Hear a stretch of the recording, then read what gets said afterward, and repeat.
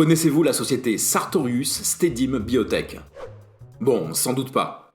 Pourtant, si vous aviez acheté des actions de cette entreprise en 2020 au prix de 142 €, vous auriez pu les revendre en 2021 à 548 €, soit un gain de près de 406 € par action. Mieux, si vous aviez investi en 2010 dans cette même société, vous auriez vu votre investissement évoluer de plus de 3000% en moins de 10 ans. Ça fait pas rêver ? Mais là, vous allez me dire, la voix, c'est facile de rejouer la scène lorsqu'on en connaît la fin. Et si je vous disais qu'il existe une méthode précise pour repérer ces actions à forte croissance ? Un système simple, basé sur 7 critères permettant de dénicher les titres dont le cours va exploser à la hausse et les acheter avant leur évolution stratosphérique. Vous me croiriez ? Sans doute pas. Pourtant, cette stratégie existe bel et bien. Elle a été mise au point il y a déjà plus de 40 ans par le financier William J. O'Neill et lui a permis de gagner plus de 100 millions de dollars. Alors, bienvenue sur 1, 2, 3 Richesses. Aujourd'hui, dans cette leçon d'investissement, c'est la méthode CanSlim. Du coup, on y va. Allez, on y va.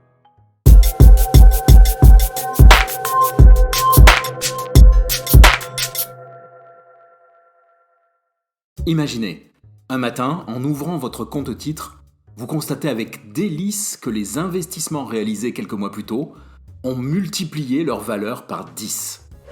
Votre portefeuille de titres de 10 000 € en vaut désormais 100 000. Eh bien, il se pourrait que ce rêve puisse devenir réalité. Bonjour à tous, je suis La Voix et avec mon ami Le Cube... Le Cube, c'est moi. Salut tout le monde. Nous allons vous présenter aujourd'hui une méthode d'investissement de type croissance qui pourrait vous permettre d'atteindre les mêmes résultats, si vous en appliquez rigoureusement ces principes.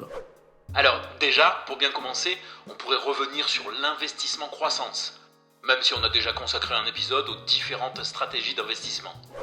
Tu as raison, Le Cube. Alors, en bourse, une stratégie croissance est une stratégie qui vise à l'acquisition d'actions de croissance, ou growth stock en anglais, c'est-à-dire des titres dont le cours augmente à un rythme bien plus important que la croissance moyenne du marché. Donc, le style de gestion growth, ou investissement sur les valeurs de croissance, a un objectif simple. Investir dans les actifs susceptibles d'avoir une valorisation explosive et donc permettant de faire les plus gros gains possibles en un minimum de temps. C'est plutôt alléchant comme stratégie. Sauf que ce type de stratégie possède 3 inconvénients majeurs. D'abord, les actions de croissance sont souvent surévaluées par le marché. Elles sont donc beaucoup plus chères à l'achat, à moins d'investir au début de leur carrière boursière. Ensuite, comme elles offrent un retour sur investissement plus important, la prise de risque est également plus grande. Oui, puisque niveau de gain et niveau de risque sont extrêmement liés.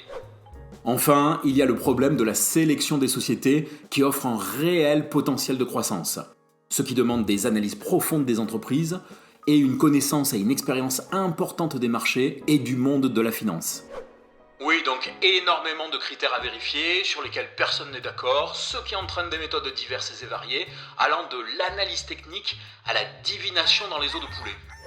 Effectivement, une ribambelle de méthodes dont peu se sont révélées fructueuses, jusqu'à l'arrivée du financier William J. O'Neill. Mais avant de voir ça, n'oubliez pas de vous abonner et d'activer cloche et notifications. Comme les épisodes suivent une sorte de déroulement étape par étape, en vous abonnant, vous n'en manquerez pas un seul. Très peu connu en France, William J. O'Neill est pourtant une véritable légende dans le milieu de la finance américaine. Il débute sa carrière en 1958 comme courtier en valeurs mobilières chez Hayden Stone & Company, où il développe une stratégie basée sur l'informatique. En 1958 ? Mais à cette époque, il y avait déjà des ordinateurs ? Oui, déjà. C'est juste que pour avoir 4 kilooctets de mémoire, il fallait une surface de 100 mètres carrés. Mais quand même, 1958, c'est l'année de sortie du premier ordinateur multitâche, le Boule Gamma 60 d'origine française. Bref, en 1963, il fonde William O'Neill plus Co. Inc., une entreprise qui développe la première base de données sur les valeurs mobilières. Il aurait pas une obsession pour les données financières, ce monsieur ? Totalement. D'ailleurs, Il a fondé différentes sociétés offrant aux entreprises des solutions digitales orientées base de données. En 1972, il crée Daily Graphs, une publication hebdomadaire de graphiques boursiers qui connaît un succès énorme. La publication existe toujours, mais en ligne, elle a été rebaptisée MarketSmith en 2010. En 1984, il lance un journal financier destiné à rivaliser avec le Wall Street Journal, The Investors Business Daily, qui existe toujours et dont le site internet attire près de 3 millions de visiteurs chaque mois. Je croise mes tubes cathodiques pour qu'on arrive au même résultat. D'ailleurs, mettez un like à la vidéo pour nous y aider. Merci. Bonne initiative.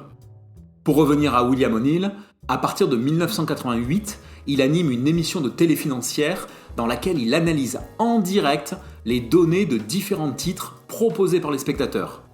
À partir des cours de bourse et des graphiques de ces entreprises, il est capable de conseiller à quel moment acheter ou vendre les titres en question. En direct ? Ah ouais, quand même. Tout ça pour dire que le bonhomme comprend dès le départ qu'il peut tirer quelque chose de l'engrangement de données financières et boursières. Donc, très rapidement, après avoir débuté sa carrière, il réalise des séries d'analyses sur les meilleures entreprises cotées en bourse en remontant jusqu'à 1880. Et là, il constate une chose étonnante. Laquelle ? Eh bien que celle dont la croissance est la plus forte, avant d'enregistrer des bénéfices énormes, combine 7 caractéristiques communes. William J. O'Neill crée donc une stratégie basée sur ces critères qui lui aurait permis de gagner plus de 100 millions de dollars, la méthode CanSlim. Même si le nom ressemble à une gamme de produits de régime, la méthode CanSlim est un système de sélection d'actions de croissance qui s'appuie sur les analyses techniques, fondamentales et quantitatives. Elle cherche à identifier les actions qui peuvent potentiellement devenir surperformantes. Après, comme toute méthode, ce n'est pas une solution miracle non plus. Cependant, par rapport à d'autres techniques, ces résultats se sont vus confirmés un très grand nombre de fois. Effectivement, depuis sa création, plus d'1 millier d'actions gagnantes ont ainsi été découvertes par William O'Neill et son équipe. Selon eux, cycle de marché après cycle de marché, nous constatons que les caractéristiques et les mouvements des actions gagnantes passées définissent toujours les grands gagnants d'aujourd'hui. La méthode s'appuie sur 7 facteurs dont chaque première lettre compose son acronyme CanSlim. Facteurs que nous allons voir maintenant les uns après les autres. On commence avec le facteur numéro 1, le Current Quarterly. Le premier critère permettant d'apprécier le potentiel de croissance d'une action est le Current Quarterly Earning Per Share, c'est-à-dire le bénéfice par action, mais ramené au trimestre. Pourquoi au trimestre ? Eh bien, rappelle-toi, l'idée est de découvrir les sociétés qui vont voir leurs bénéfices grimper d'un coup. On est donc sur des temporalités de quelques mois. Alors, le principe est simple. Choisir des titres dont le bénéfice par action, BPA, lors du trimestre le plus récent est supérieur au BPA du même trimestre de l'année précédente. Par exemple, le BPA déclaré d'une entreprise pour le trimestre d'avril à juin doit avoir augmenté par rapport au BPA obtenu à la même période l'année dernière. Et si c'est le cas, c'est un signal positif. Oui. Alors, selon William O'Neill, inutile de s'attarder sur les entreprises qui font moins de 18 à 20% d'augmentation. Le mieux étant même de chercher du 25% d'augmentation minimum. Cependant, le financier suggère d'examiner les autres entreprises du même secteur. Si la croissance des bénéfices y est solide, cela confirme que ce dernier est florissant et que l'entreprise est prête à effectuer une percée. Et on peut alors s'intéresser à notre deuxième facteur, la croissance du bénéfice annuel. Le système CanSlim accorde une grande importance à la croissance du bénéfice annuel. Une société à croissance doit avoir enregistré une croissance annuelle solide au cours des 5 dernières années. On peut l'analyser au travers de 3 éléments complémentaires. Le chiffre d'affaires, le bénéfice net et son pourcentage de croissance, et le BPA ou bénéfice par action. Est-il utile de dire que les chiffres doivent augmenter d'année en année ? En effet, n'oubliez pas qu'investir dans une entreprise, c'est en devenir aussi propriétaire. Et qui voudrait être propriétaire d'un établissement dont la croissance est nulle ? Ici, Le taux de croissance doit être au minimum de 20% par an. Mais l'investisseur qui recherche des têtes d'affiche vise plutôt du 25 à 50% de croissance annuelle sur les 5 dernières années. Ces deux premiers critères vont permettre de réaliser une première sélection des actifs. Le repérage des entreprises dont les bénéfices trimestriels et annuels sont solides représente un très bon point de départ du processus de sélection des titres. Mais il nous reste encore 5 critères fondamentaux qui vont radicalement changer les résultats. Après les éléments quantitatifs, on passe à des facteurs plus qualitatifs qui vont d'ailleurs se rapprocher de l'analyse fondamentale. Si ça vous intéresse, nous avons un épisode dédié à l'analyse de la valeur. N'hésitez pas à aller y jeter un coup d'œil. La nouveauté peut pousser une entreprise vers de nouvelles étapes de croissance. Voilà pourquoi il est important que la société titrée ait connu un ou des changements récents. Nouvelle équipe de direction, nouveaux produits, nouveaux marchés, voire même un nouveau sommet du cours boursier, qu'importe. Mais par exemple, un nouveau sommet boursier, ça ne risque pas de faire peur aux investisseurs ? Car plus ça monte, et plus on a peur du risque de redescente. Tu as tout à fait raison, le Cube. William O'Neill a cependant remarqué que les actions qui passent un cap de cours boursier ont tendance à répéter l'exploit. Disons qu'il faut se méfier des actions qui auraient déjà plusieurs caps passés successivement. Et puis, il y a le 4e facteur. Alors, ici on va trouver un critère facile à estimer, mais dont il est important de comprendre la raison d'être. De plus, il faut l'adapter à la zone géographique dans laquelle on investit. En gros, le critère ne sera pas au même niveau si l'on investit sur des sociétés américaines ou en France, c'est ça ? C'est ça. Donc, William O'Neill a découvert que 95% des entreprises dont les cours ont obtenu les gains les plus élevés avaient moins de 25 millions d'actions en circulation. Il s'agit donc d'entreprises de petite ou moyenne capitalisation. Le nombre d'actions est donc le critère à utiliser ici. Pour info, en France, la capitalisation moyenne des petites valeurs est de l'ordre de 836 millions d'euros. Mais du coup, il y a une explication à ce phénomène ? C'est là que c'est un peu technique. En raison de l'offre et de la demande, et toutes choses égales par ailleurs, une société à forte capitalisation a besoin d'une demande beaucoup plus forte qu'une société à faible capitalisation pour réaliser les mêmes gains. Donc, une société à faible capitalisation, dont le nombre d'actions est plus réduit, peut plus facilement réaliser des gains. Oui, et globalement, c'est lié au fait que les grands investisseurs institutionnels vont souvent limiter leurs achats, pour des questions de liquidité, aux actions des sociétés à grosse capitalisation. Or, le montant important de ces opérations peut nuire au prix de l'action, et particulièrement si la capitalisation boursière est petite. À cause du rapport disproportionné entre offre et demande. Exactement. Donc, basiquement, mieux vaut miser sur des petites ou moyennes entreprises plutôt que sur les grosses pour réaliser de gros gains. Par contre, les risques sont plus importants. Ce qui est logique, car une stratégie croissance est de base très risquée, et pas un moyen facile de se faire de l'argent.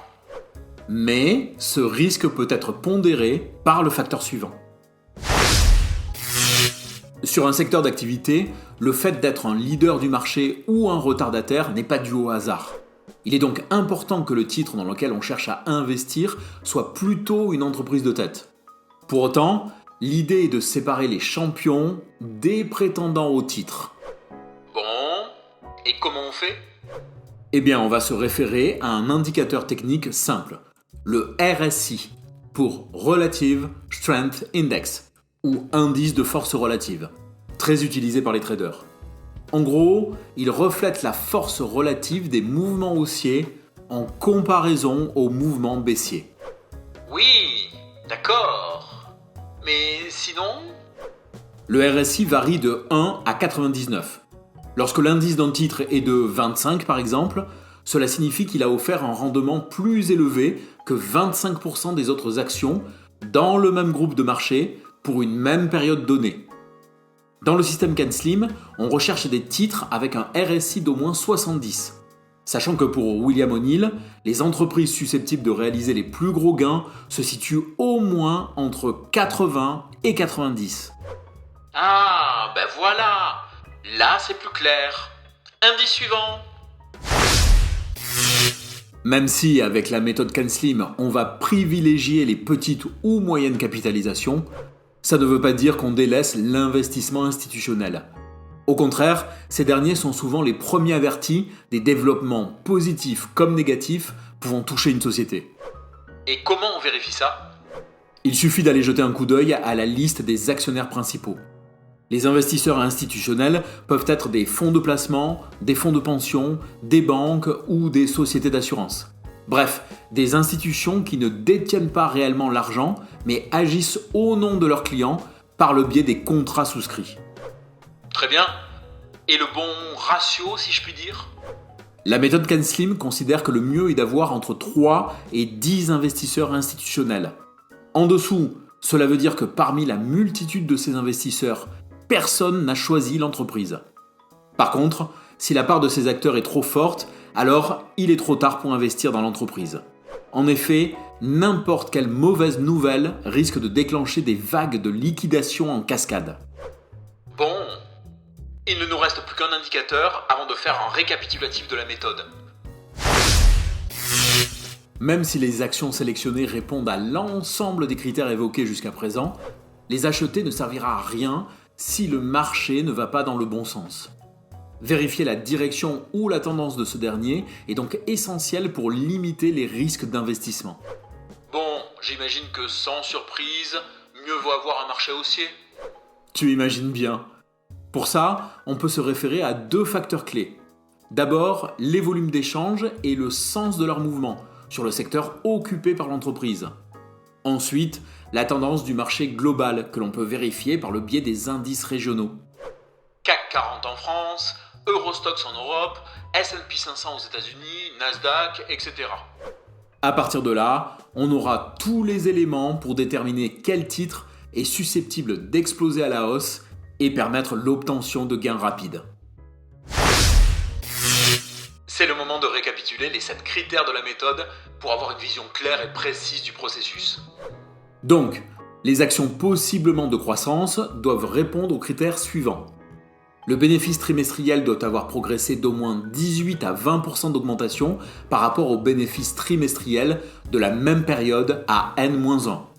Le bénéfice annuel doit avoir eu des augmentations successives d'au moins 20% par an sur les 5 dernières années.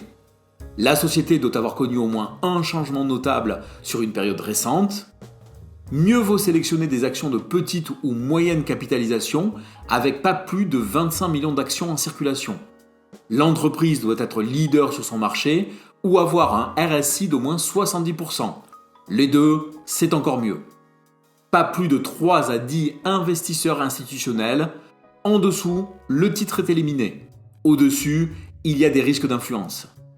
Et bien sûr, le marché global et ou le marché du secteur de l'entreprise doit être haussier. Après, n'oubliez pas qu'aucune méthode n'est complètement sûre en investissement. Il est toujours possible d'avoir un titre qui matche à 100% sur chacun des critères et qui s'écroule lamentablement ensuite. Le risque zéro n'existe pas en finance. Néanmoins, la méthode CanSlim est une très bonne approche qui permet d'avoir des bases de sélection solides des actifs en intégrant quasiment toutes les techniques des principales stratégies d'investissement. Merci d'avoir suivi ce contenu jusqu'à sa conclusion. Cependant, nous n'avons fait ici qu'aborder les bases du système. Si vous voulez aller plus loin, on ne saurait trop vous conseiller le livre de William O'Neill, How to Make Money in Stocks, dont nous avons mis le lien en description. Il existe bien une version française, mais elle commence à dater. La version anglaise reste préférable. Par ailleurs, je vous invite à partager vos remarques et vos questions dans les commentaires. N'hésitez pas non plus à liker et partager cette vidéo pour aider à sa diffusion. Bien sûr, si vous avez aimé ou apprécié le contenu et que vous voulez nous soutenir et soutenir la chaîne, eh bien, abonnez-vous et continuez à regarder nos vidéos. Sur ce, il ne nous reste plus qu'à nous dire à bientôt dans un nouvel épisode. On dit ça ? Allez, on dit ça.